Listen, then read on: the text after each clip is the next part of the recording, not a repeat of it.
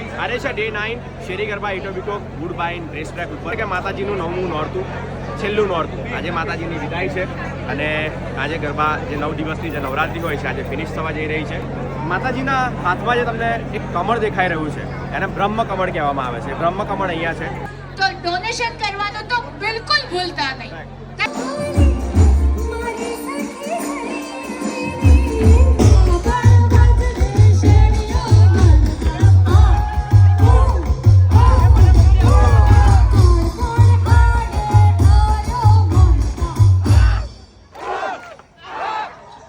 તમારી એનર્જી જોઈને તો એવું થાય કે ઘેરે જાવું ગમતું નથી.